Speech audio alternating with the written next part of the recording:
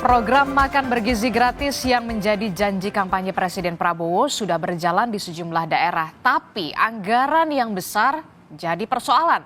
Hingga saat ini pemerintah telah mengalokasikan dana setidaknya ada 20 atau 71 triliun rupiah untuk melaksanakan program makan bergizi gratis. Muncul pula rencana APBD bakal menyumbang dana untuk program ini. Tak main-main, ditargetkan ada 5 triliun rupiah dari APBD untuk itu. Kita bahas soal ini bersama dengan sejumlah narasumber. Sudah ada anggota Komisi 9 DPR RI, Pak Ashabul Kafi. Assalamualaikum Pak Ashabul. Assalamualaikum warahmatullahi wabarakatuh. Selamat pagi. Selamat pagi. Kemudian ada juga pengamat kebijakan publik sekaligus Guru Besar Administrasi Negara Universitas Indonesia, Pak Eko Prasojo. Selamat pagi, Pak Eko.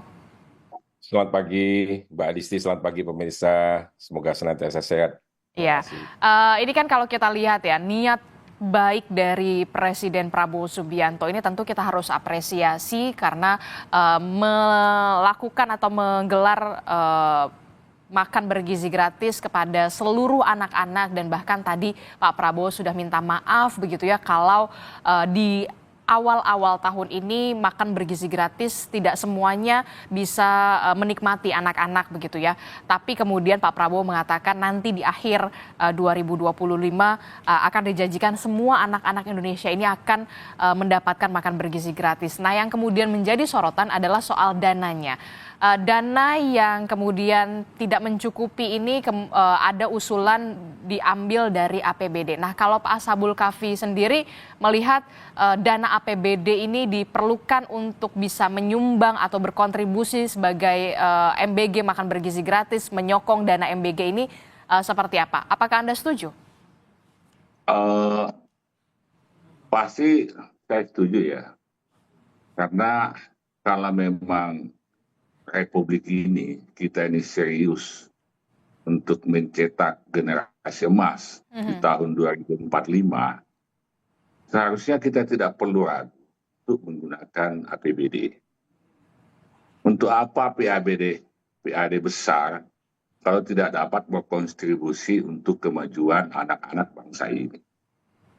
Memang tidak semua daerah memiliki PAD yang tinggi, tapi tadi Menteri Dalam Negeri juga sudah menyinggung bahwa untuk tahun 2025 ini kan menargetkan 5 triliun yang bisa dikontribusikan melalui APBD yang ada. Karena kita harus sadar bahwa data itu tidak pernah bohong. Indonesia hari ini berada di urutan teratas angka stuntingnya di Asia Tenggara. Sehingga ini perlu menjadi tanggung jawab bersama kita. Terkait MBG ini kan seharusnya disikapi bukan hanya program nasional. Ini adalah program nasional.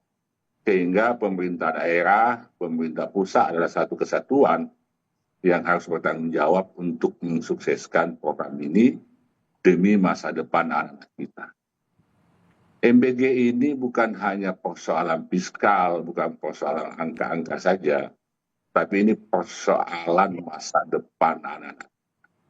Seperti saya katakan tadi, mimpi kita generasi emas 2045 itu tidak mungkin bisa terwujud tanpa support dan dukungan gizi yang cukup pada hari ini. Tapi kemudian begini, bagaimana dengan daerah-daerah yang APBD-nya bisa dikatakan pas-pasan atau bahkan kurang? Ini gimana nih? Ataukah nanti mekanismenya akan ada subsidi silang atau semacamnya? Ya, saya kira nanti kan tentu untuk daerah-daerah yang memang memiliki APBD sangat kecil, tentu tidak akan mungkin juga bisa dipaksakan. Tapi kan beberapa kabupaten kota dan provinsi di Indonesia ini kan memiliki APBD yang cukup besar ya.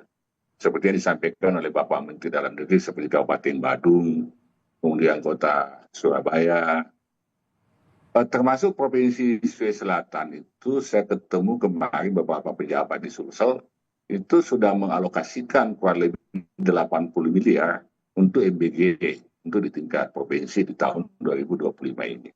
Itu menunjukkan bahwa hampir seluruh pemerintah daerah ini memiliki tanggung jawab dan berempati untuk berkontribusi di dalam penanggulangan dana APBD, dana BMBG ini yang masih mengalami tantangan.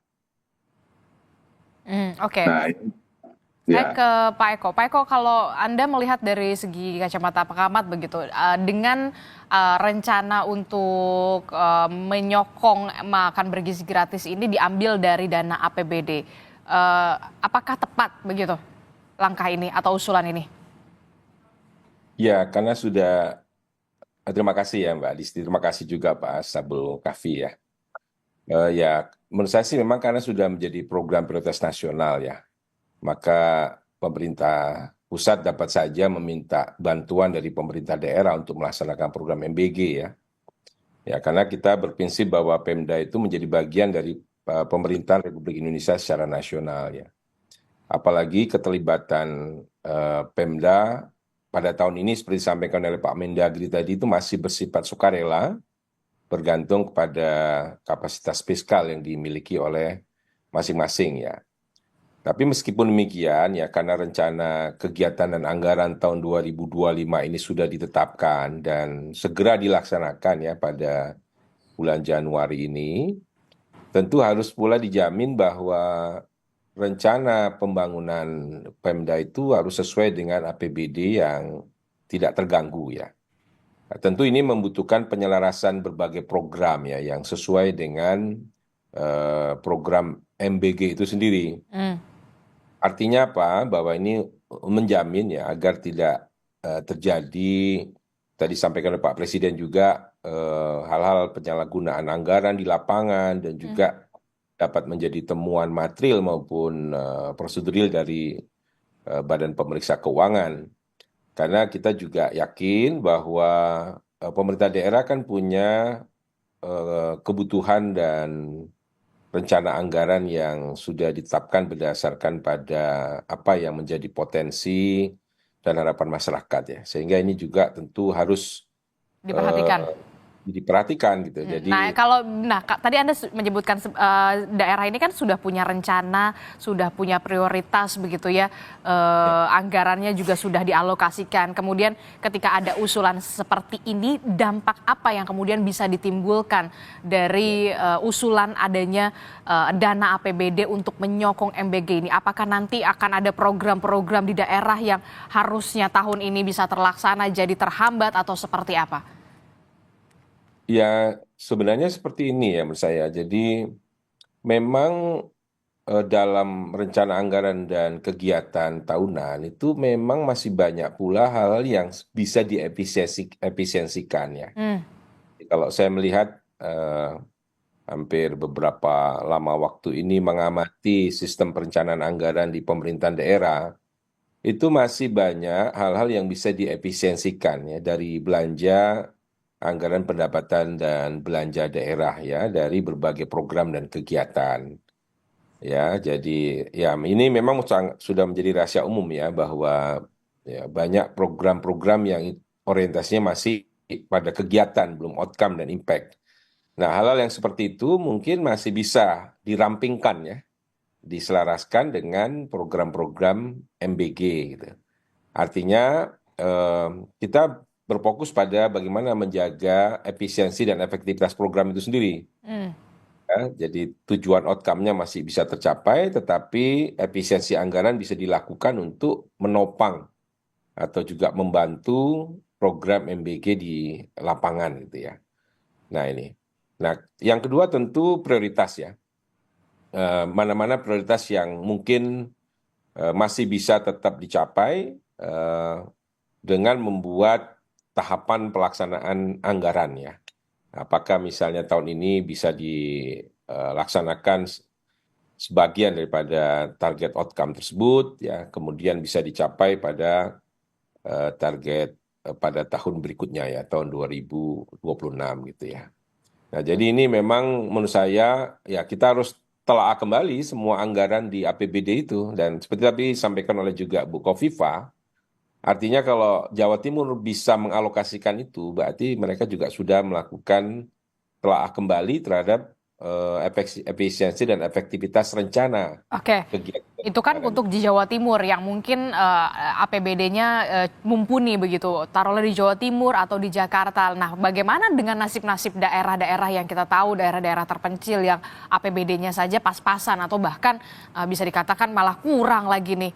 Nah, Ya, gimana nih kalau misalkan untuk ini, apakah wajib juga untuk menyumbang atau seperti apa nantinya? kalau saya lihat tadi pernyataannya Pak Mendagri itu kan masih bersifat sukarela dengan memperhatikan kapasitas fiskal masing-masing Pemda ya. Jadi ini sangat bijaksana menurut saya melihat memang kapasitas fiskal ini kan berbeda-beda ya. Apalagi di sejumlah pemerintah daerah ya di kabupaten kota dan juga di provinsi, belanja pegawai itu sekarang membengkak setelah adanya penerimaan pegawai pemerintah dengan perjanjian kerja ya atau PPK itu. Mhm. Dan ini cukup saya lihat memberatkan ya belanja pegawai yang semakin tinggi dengan rekrutmen PPK ini. Jadi kalau di Undang-Undang Hubungan Keuangan Pusat Daerah itu kan belanja pegawai maksimum 30%. Nah sekarang sudah ada yang 40%, 40 baru untuk pegawai pemerintah dengan perjanjian kerja. Nah ini memang patut juga menjadi perhatian Hmm, meningkatnya belanja-belanja pegawai di daerah. kabupaten kota dan juga provinsi Hmm. yang mungkin ya ini menjadi perhatian ya. Artinya tahun ini kan saya pikir masih bersifat sukarela ya. Artinya diminta untuk melakukan efisiensi. Kalau memang tidak bisa efisiensi ya berarti harus dilaporkan kepada pemerintah pusat ya untuk mendapatkan perhatian dan keringanan dari pemerintah pusat itu. Oke, jadi Demikian. mungkin skemanya ketika rencana-rencana anggaran daerah ini ada yang diefisiensikan. Mungkin salah satunya adalah soal tadi yang Anda sebutkan belanja pegawai begitu ya, Ya. Pak Eko. Nah, kalau menurut Anda dari pandangan Anda, berapa persen kemudian dana sukarela atau berapa persen lah maksimal dari total anggaran APBD yang kemudian bisa disokong atau bisa diberikan kepada pemerintah pusat untuk bisa menjalankan makan bergizi gratis ini tanpa kemudian mengganggu rencana-rencana anggaran dari alokasi anggaran daerah begitu ya. Jadi tidak terganggu. Ya, saya belum menghitung secara pasti ya. Tapi ini pengalaman saya ya, hampir 20 tahun ini mengamati sistem akuntabilitas kinerja pemerintah daerah, SAKIP ya. Banyak sekali kegiatan-kegiatan yang saya lihat itu sebenarnya bisa dihilangkan atau dihapus atau dikurangi dengan tetap outcome dan impact yang tercapai gitu ya. Nah ini, ya kalau angkanya mungkin saya tidak bisa sebutkan secara pasti ya. Tergantung pada kemampuan kita untuk menelaah anggaran. Ya, mungkin antara kira-kira maksimum sekitar 5% tahun ini itu masih bisa bisa diefisiensikan ya. Hmm. Artinya apa? Kalau kita lihat kan banyak program itu yang kegiatan-kegiatannya itu seperti misalnya sosialisasi, kemudian perjalanan dinas ya. Nah, itu program-program atau kegiatan-kegiatan yang mungkin masih bisa dihilangkan ya untuk dengan tetap menjamin outcome dan impact-nya masih tercapai. Saya yakin karena pengalaman itu banyak sekali pemerintah daerah yang saat ini juga semakin berkembang belajar bahwa banyak kegiatan yang bisa dihilangkan, artinya anggaran itu diefisiensikan untuk menjamin efektivitas, Hmm. tidak mengabaikan outcome dan juga dampak dari program kegiatan tersebut itu loh. Mhm, oke, kalau saya bisa tanya selanjutnya, apakah kemudian dengan daerah-daerah terpencil ini pengelolaan anggaran mereka sudah baik selama ini?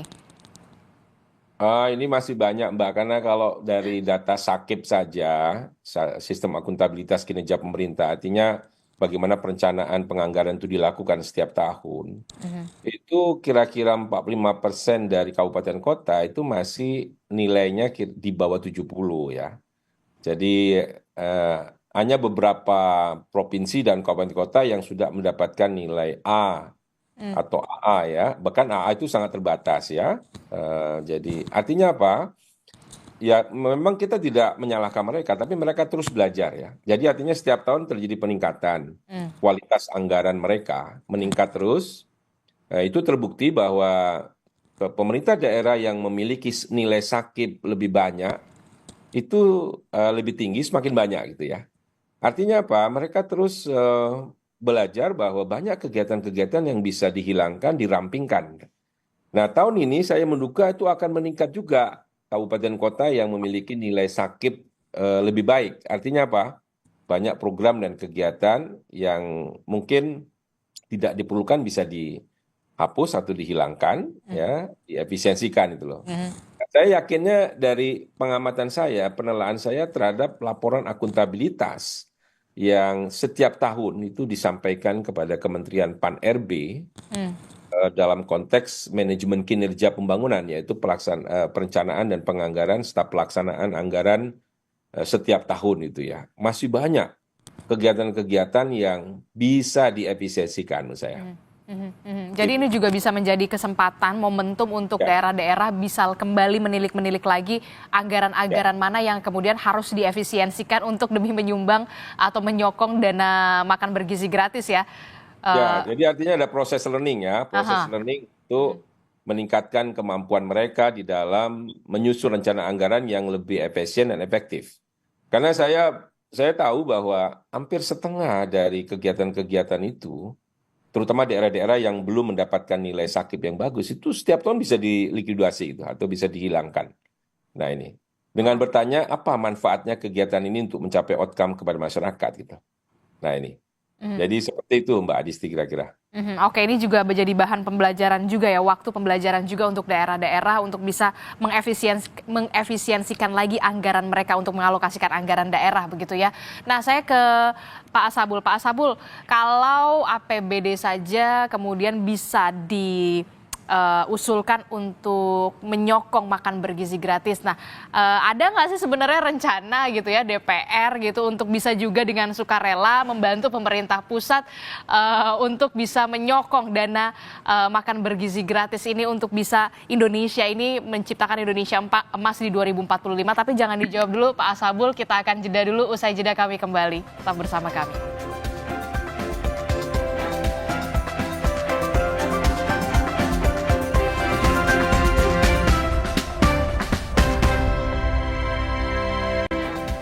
Terima kasih Anda masih bersama kami di Sapa Indonesia Pagi. Saudara, masih membahas soal adanya usulan dana APBD yang diusulkan untuk bisa membantu atau menyokong dari program makan bergizi gratis. Masih bersama saya ada Pak Eko, kemudian ada Pak Ashabul. Tadi Pak Eko sudah menyinggung soal ini jadi momentum ya, ini jadi kesempatan untuk daerah-daerah proses learning, proses belajar begitu ya, untuk bisa mengefisiensikan program-program mana dari daerah yang kemudian penting begitu ya untuk dialokasikan anggarannya begitu, daripada untuk program-program yang dalam tanda kutip tidak penting ya mending dananya untuk makan bergizi gratis yang sudah jelas sudah nyata untuk anak-anak Indonesia demi menciptakan Indonesia emas di 2045. Nah, kalau dari Pak Ashabul sendiri, apakah sudah ada pembicaraan di internal Komisi 9 DPR untuk nantinya akan memanggil pemerintah untuk membahas soal usulan ini, tindak lanjutnya seperti apa dan nanti mekanismenya akan seperti apa, Pak Ashabul? Eh, Tentu kita akan panggil ya BGN ini untuk kita akan terkait anggaran APBN yang sudah kita setujui 71 triliun. Ternyata masih membutuhkan kurang lebih 100 triliun lagi untuk menyasar 9 juta anak yang masih mengalami ancaman gizi buruk. Dan itu inisiatif beberapa pemerintah daerah. Tentu kita akan komunikasikan dengan BGN agar potensi ini bisa menjadi salah satu solusi dalam menanggulangi anggaran yang dibutuhkan oleh program MBG ini. Yang penting juga saya sampaikan melalui kesempatan ini bahwa kalau hari ini masih bersifat inisiatif, saya sarankan agar bupati-bupati yang nanti dilantik di bulan 3 pasca pelantikan sedapat mungkin menjadikan MBG ini masuk dalam RPJM-nya. Bupati-bupati terpilih nanti itu kan diwajibkan membuat RPJM. Dan saya menyarankan agar MBG ini masuk dalam salah satu program RPJM. Jadi bukan hanya sekedar inisiatif sendiri, keikhlasan sendiri kan, tapi dia harus menjadi salah satu program di RPJM di pemerintah daerah untuk 5 tahun ke depan ya. Artinya ini sebagai bentuk keseriusan dan tanggung jawab daerah terhadap penanganan stunting, gizi buruk di Republik ini, yang seperti saya sampaikan tadi, bahwa data yang ada itu kan tidak pernah bohong, bahwa Republik ini memang masih berada di tingkat paling atas tertinggi angka prevalensi stuntingnya di Asia Tenggara. Dan salah satu solusinya adalah dengan memberikan asupan gizi yang cukup kepada Anak-anak. Ya. Jadi dalam rapat kerja ke depan dengan pemerintah, kita akan membicarakan secara khusus program ini. Kalau ada usulan begitu ya, triliunan dana APBD bakal diusulkan untuk bisa membantu makan bergizi gratis. Nah, kalau secara sukarela, sebenarnya DPR sendiri dengan anggota 575 begitu, secara sukarela bisa nggak sih untuk juga bisa menyokong begitu dari gaji anggota dewan begitu ya, dipotong untuk bisa membantu program makan bergizi gratis. Ini ada 575, kalau dipotong 1 juta, 1 juta atau 2 juta aja kan berapa itu Pak Ashabul? Ya, ini pertanyaan yang cukup menarik ya. Sekiranya kalau memang itu harus kami lakukan, dan saya kira teman-teman di DPR itu tidak akan keberatan. Kalau saya pribadi sih tidak. Anda pribadi tidak masalah ya? Nggak ada masalah. Cuma kan ini nggak semudah itu kan, nanti kita dianggap apalah gitu kan. Itu kita harus bicarakan dengan baik lah. Saya kira 1 juta 2 juta tidak sebat apa sih dibanding katakanlah pengeluaran di anggota DPR ini kan pengeluarannya cukup banyak juga kan, itu kan bisa dilakukan efisiensi juga, katakanlah mungkin ada juga kontribusi ke partai, bantuan ke konstituen, itu kan mungkin bisa diatur. Saya pikir nantilah itu membutuhkan pembicaraan tersendiri lah di DPR nanti. Tapi kalau Anda pribadi ya sukarela saja ya, kalau misalkan nggak ada masalah lah itu. Kalau banyak anggota DPR yang juga punya sepemikiran dengan Anda begitu, bagus juga begitu, ada 575 anggota DPR kemudian yang secara sukarela setiap bulan gitu dipotong gajinya untuk bisa menyokong makan bergizi gratis, karena kan Anda juga perwakilan dari rakyat begitu ya Pak Ashabul. Saya ke Pak Eko. Pak Eko, ini kalau kita lihat, saya baru saja membaca salah satu artikel di salah satu Provinsi Sumatera Selatan, kalau tidak salah, iya betul. Pemerintah Provinsi Sumatera Selatan akan menyiapkan dana makan bergizi gratis dari anggaran belanja tidak terduga atau BTT. Tanggapan Anda, respon Anda, tepatkah? Ya, ini bisa juga menjadi salah satu opsi ya. Tentu saja ini nanti perlu mendapatkan persetujuan bersama dengan Dewan Perwakilan Rakyat daerah provinsi ya. Nah ini, jadi saya pikir ini bisa jadi selain efisiensi tadi itu, memang ada anggaran-anggaran yang masih terbuka dan dengan persetujuan DPRD bisa dialokasikan untuk makan bergizi gratis ya. Mungkin saya ingin memberikan catatan ya, Mbak Disti ya. Sebenarnya yang paling harus kita jamin itu soal akuntabilitas implementasi programnya itu sendiri gitu ya. Kalau anggarannya mungkin masih bisa dicarikan gitu loh. Tapi yang paling penting seperti disampaikan oleh Pak Presiden Prabowo tadi itu kan secara administratif ini harus bisa dipertanggungjawabkan gitu ya. Artinya apa? Bahwa itu harus akuntabel ya. Akuntabel itu artinya benar-benar bisa sampai kepada anak-anak yang memang tadi disampaikan oleh Pak Ashabul Kafi menderita stunting ya dan seterusnya. Jadi mungkin perlu ada prioritas atau pemetaan daerah ya, yang ini tentu sudah mungkin juga dilakukan oleh BGN ya. Daerah-daerah yang perlu menjadi prioritas untuk tahap pertama ini pada tahun 2025 mendapatkan makan bergizi gratis. Gratis ini MBG, melihat keterbatasan anggaran yang kita miliki. Jadi kalau anggarannya terbatas, tentu kita harus prioritas siapa saja yang bisa menjadi target group gitu ya. Ini penting menurut saya. Yang kedua, kita sebenarnya bisa juga memperkenalkan kembali apa yang dulu pernah ada pada masa Orde Baru, yaitu anak asuh ya, jadi program anak asuh nasional. Artinya itu bisa juga dititipkan kepada, ya mungkin bisa juga filantropi ya, kemudian juga bisa dari CSR perusahaan atau mungkin sumbangan dari komite sekolah ya, dalam program yang kita sebut atau untuk membangun solidaritas dalam program anak asuh nasional. Artinya itu dititipkan orang tua, ya kalau tadi 1 juta misalnya, kalau anggarannya 10 sampai 15 ribu, itu kan sudah berapa anak asuh yang dipegang oleh atau yang bisa menjadi anak asuh dari para donasi ya. Itu misalnya cara lain. Kalau misalnya APBN, APBD tidak lagi memiliki anggaran yang cukup, ya maka bisa juga melalui program anak asuh nasional untuk MBG gitu. Nah ini pernah juga ya, artinya bisa dilakukan, dan ya ini sebenarnya juga untuk mempraktekkan prinsip gotong royong dan juga solidaritas, kebersamaan masyarakat ya, untuk mengentaskan problem stunting ini ya, menurut saya gitu. Kalau memang anggarannya terbatas, berarti tadi ada 2 opsi yang Anda sebutkan ya Pak Eko ya. Yang pertama adalah diklasterkan lagi, diprioritaskan lagi daerah-daerah mana yang kemudian benar-benar membutuhkan makan bergizi gratis, anak-anak yang benar-benar membutuhkan makan bergizi gratis, anak-anak yang berada di daerah terpencil, di bawah garis kemiskinan begitu ya Pak Eko ya. Dan yang kedua adalah soal menggerakkan lagi, menghidupkan lagi soal gerakan orang tua asuh begitu ya Pak Eko. Nah kalau dari Pak Sabul sendiri, Anda setuju dengan usulan Pak Eko tadi? Ya, Perlu ada pekajian ulang lagi, mengklasterkan lagi mana-mana daerah-daerah yang kemudian harus diprioritaskan mendapatkan MBG anak-anaknya?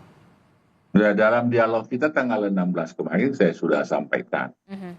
Saya sepakat untuk kembali menyasar ulang, artinya memprioritaskan wilayah-wilayah ya atau daerah-daerah kantong miskin, itu yang jadi prioritas dulu untuk diberikan fasilitas MBG. Nah, sehingga kehadiran MBG ini betul-betul terasa ya bagi anak-anak kita yang memang sangat terdesak dan bukan akan bergizi gratis ini. Itu yang pertama. Yang kedua, saya kira apa yang disampaikan oleh Pak Eko tadi, saya setuju banget bahwa kita bisa kembali membangkitkan yang namanya orang tua asuh.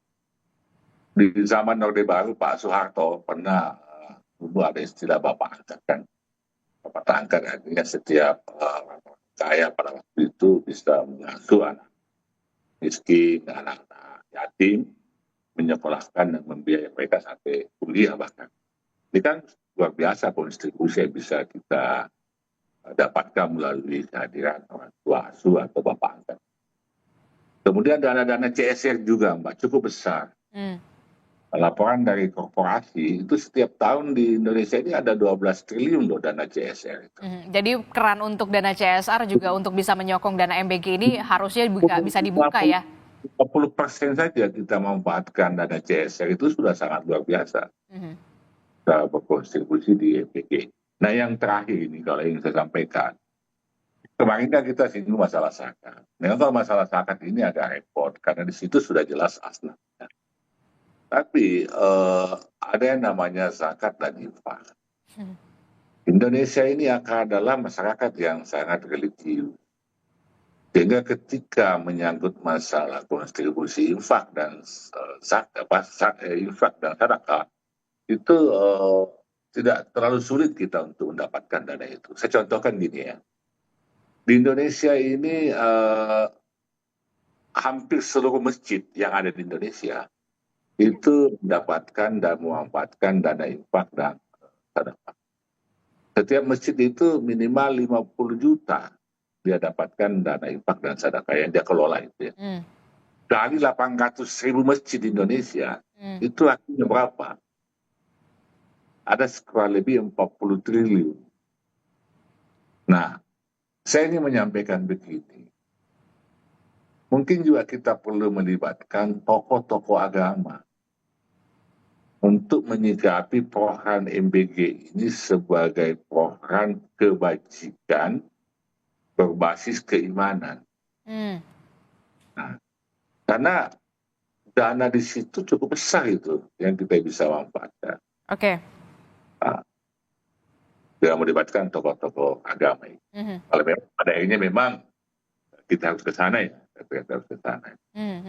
Jadi sebenarnya ada berbagai macam skema yang bisa dilakukan oleh pemerintah untuk bisa menyokong program makan bergizi gratis. Salah satunya tadi bisa Anda katakan membuka lagi kerjasama dengan pihak swasta, dana CSR untuk bisa menyokong makan bergizi gratis. Kalau dari Pak Eko sendiri, setujukah? Ya, itu salah satu alternatif atau beberapa alternatif yang mungkin ya. Saya lihat kemarin Singapura, negara maju itu, mereka itu mengandalkan juga dana-dana filantropi ya. Filantropi itu adalah dana-dana yang mungkin bisa diperoleh dari orang-orang kaya dermawan ya. Kemarin beberapa waktu lalu saya hadir dalam acara filantropi untuk anak-anak mayopi ya. Anak-anak mayopi di Singapura itu tidak dibiayai oleh pemerintah, tidak dibiayai juga oleh orang tua yang bersangkutan, tapi mendapatkan dana dari filantropi. Jadi filantropi ini sumber dana yang mungkin masih bisa dipertimbangkan ya, karena mungkin banyak sekali orang-orang kaya yang barangkali mau mendermakan sebagian dari Harta kekayaan ya. harta kekayaannya untuk kegiatan-kegiatan ini, jadi Sosial. termasuk MBG ini jadi salah satu selain CSR ya. Selain CSR juga termasuk adalah memberdayakan komite sekolah. Kita jangan lupa bahwa setiap sekolah itu punya komite sekolah. Betul. Dan komite sekolah juga itu punya modal sosial ya. Modal sosial juga modal ekonomi yang cukup tinggi gitu. Jadi kita juga perlu memberdayakan komite sekolah. Saya pikir itu Mbak Adisti ya. Jadi sebenarnya banyak skema juga ketika memang dana APBD juga diperlukan untuk bisa menyokong makan bergizi gratis, begitu ada juga filantropi begitu ya untuk konglomerat Indonesia yang ingin berderma begitu ya, membagi harta kekayaannya untuk bisa mencerdaskan atau meningkatkan sumber daya manusia anak-anak Indonesia yang lebih unggul untuk mencapai Indonesia Emas di 2045, atau mungkin kemudian gaji dari anggota DPR begitu seperti Pak Ashabul yang dipotong 1 juta atau 2 juta untuk bisa menyukseskan program MBG ini begitu ya. Ini banyak sekali skema-skemanya yang bisa disokong untuk mensukseskan makan bergizi gratis ini untuk 5 tahun ke depan, karena memang kita tahu programnya ini jangka panjang. Terima kasih Pak Eko Prasojo telah bergabung bersama kami, pengamat kebijakan publik sekaligus Guru Besar Administrasi Negara Universitas Indonesia. Kemudian ada juga Pak Ashabul Kafi, anggota Komisi 9 DPR, sudah membagi waktunya. Terima kasih Bapak-Bapak, sehat selalu. Selamat pagi. Assalamualaikum. Waalaikumsalam. Waalaikumsalam, selamat pagi.